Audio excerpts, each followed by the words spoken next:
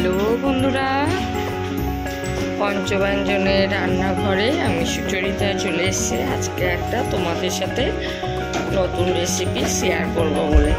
এই মাছটা আমি কোনোদিনও খাইনি, তোমরা চেনো বলো তো? তোমরা কে কে আগে খেয়েছো অবশ্যই কমেন্ট করে জানিও। এটা হচ্ছে ম্যাকারেল মাছ, ম্যাকারেল, মনে হয় নামটা ঠিকই বললাম। এই ম্যাকারেল মাছটা আজকে ছেলে নিয়ে এসছে অর্ডার করে, অনলাইনে অর্ডার করে নিয়ে এসছে। তোমরা এখানে আসলে বাজারে যাওয়ার সুযোগ হয় না, কলকাতায় মানে থাকি যখন। তো যাই হোক, মাছটা কেমন হবে খেতে জানি না, ছেলে বললো নতুন ধরনের মাছ, খেয়ে দেখি কেমন হয়। আর আমি কখনো রান্নাও করিনি, তবে খাইনি যখন সহজ রান্নাও করিনি আমি। এটা তো ভাবলাম সর্ষে পোস্ত আর টক দই দিয়েই করলাম। মাকে জিজ্ঞেস করলাম, মা বললো সর্ষে পোস্ত দিয়ে দেয়। তো এই জন্য আমি এখানে সর্ষে পোস্ত, কাঁচা লঙ্কা, নুন দিয়ে একটা পেস্ট বানিয়ে রেখেছি, আর একটু টক দই রেখেছি, একটু টক দইও দেবো ভাবছি। আর এই মাছটা 10 মিনিটের মতন হলো ম্যারিনেট করা রয়েছে। মাছটা না একটু অদ্ভুত টাইপের দিক, যাই হোক কেমন টেস্ট হবে তোমরা যদি কেউ খেয়ে থাকো তোমরা জানিও কীভাবে রান্না করেছো, আর আমরাও কেমন খেলাম সেটা আমিও পরে জানিয়ে দেবো, রিভিউ দিয়ে দেবো। তো এই ম্যাকারেল মাছটা প্রথমে একটু ভালো করে ভেজে নিতে হবে।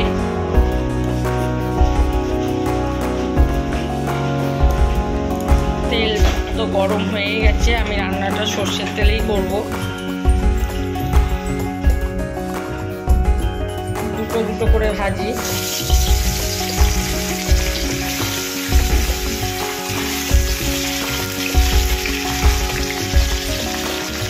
আরেকটা করে যাবে।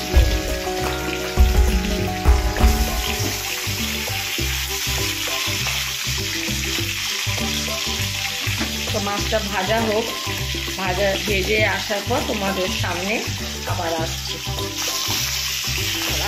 মাছগুলো ঠিকঠাক। তো দেখো শেষে 2 পিস দিয়ে দিলাম, আর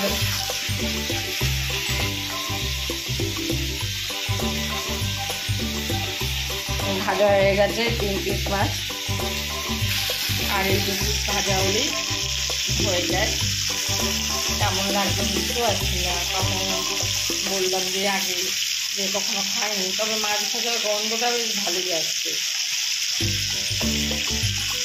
চলো, এই দুটো মাছ ভাজা হয়ে গেছে, এবার তুলে নিই। তো মাছগুলো ভাজা হয়ে গেল। এবার এই তেলের মধ্যেই আমি শুকনো লঙ্কা ফোড়ন নিলাম, আর কালো জিরে ফোড়ন দিলাম।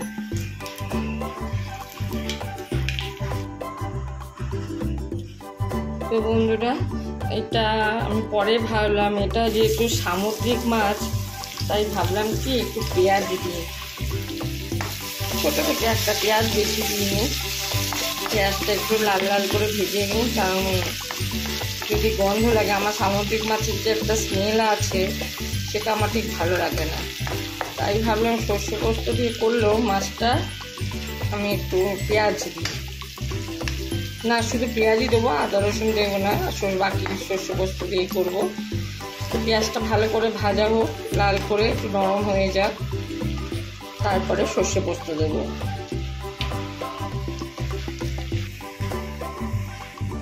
তো পেঁয়াজটা ভাজা হয়ে এসে দেখতেই পাচ্ছ,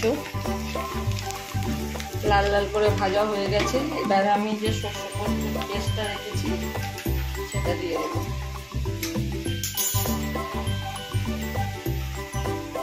আজকে হাত দিয়ে ভিডিও করছি, তাই একটু অসুবিধা হচ্ছে।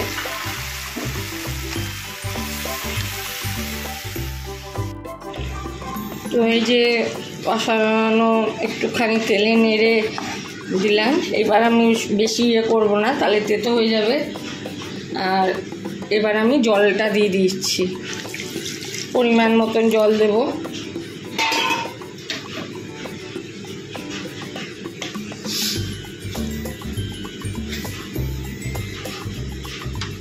আর একটু জল দেবো, কারণ মাছগুলো জাল হবে। জাল উঠলে তারপর টক দইটা দেবো।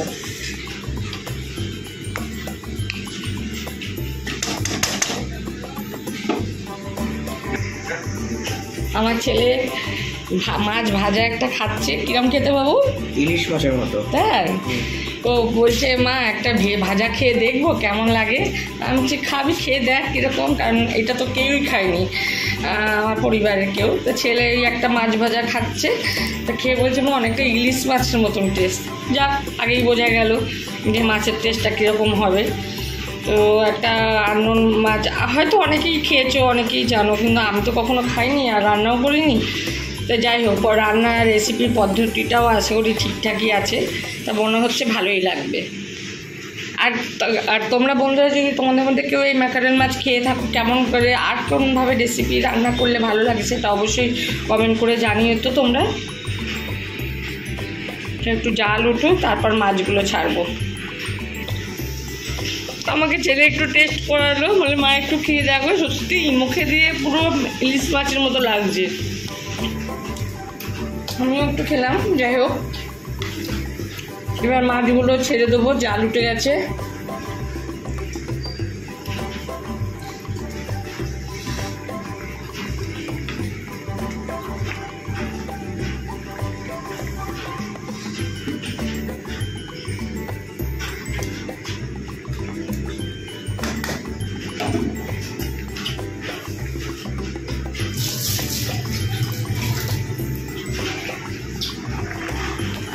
প্রথমে ভাবছিলাম এই মাছগুলো দইটা দিয়ে দিলাম, ফেটানো দইটা, ভাবছিলাম যে কিভাবে খাবো, কেমন লাগবে না লাগবে। এখন মাছ মনে হচ্ছে কম পড়ে যাবে। ছেলেই দেখে বলছে আমি দুটো খেয়ে নেব, চিন্তা নেই তোমার। যাই হোক, মাছটা এবার ফুটুক, আমার সেদ্ধ হোক, ঢাকা দেবো না। সত্যি এখন যখন ঝোলে ফুটছে না, বেশ সেই ইলিশ মাছ দিলে যেমন একটা গন্ধ হয় সেরকমই। এইবার জালটা উঠে গেছে ভালোই।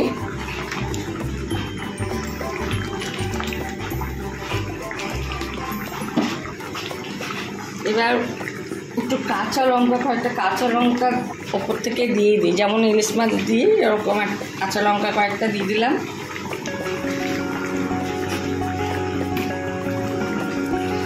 এবার একটু কাঁচা সর্ষের তেলও উপর থেকে দিয়ে দিই, তাহলে হয়তো টেস্টটা ভালোই আসবে।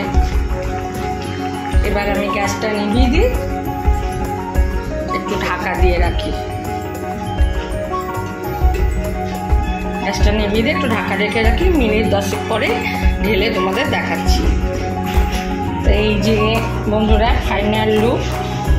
ভাবলাম বাটিতে ঢালার আগে এত সুন্দর লুকটা তোমাদের একবার দেখিনি, তারপর ঢালবো। তোমাদের কেমন লাগলো রেসিপিটা তোমরা সবাই জানো, কিন্তু এইরকম ম্যাকারন মাছের রেসিপিটা খুব হালকাভাবে করলাম। তোমাদের যদি ভালো লেগে থাকে তোমরা অবশ্যই লাইক কমেন্ট করো। আর যেই বন্ধুরা এখনও পর্যন্ত আমার চ্যানেলটিকে সাবস্ক্রাইব করেনি তারা প্লিজ চ্যানেলটিকে সাবস্ক্রাইব করে পাশে বেল আইকনটা প্রেস করে দিও, যাতে নেক্সট ভিডিওর নোটিফিকেশনগুলো তোমাদের কাছে সকলের আগে পৌঁছতে পারে। তোমাদের অনেক ধন্যবাদ, অনেক ভালোবাসা। তোমরা ভালোবেসে এই যে পাশে থাকো, এটাই আমার কাম্য। আজকের মতন তাহলে আমি ভিডিওটা এখানেই শেষ করলাম। আবার অন্য কোনো দিন অন্য কোনো ভিডিও নিয়ে আমি হাজির হয়ে যাবো। আজকের মতন টাটা।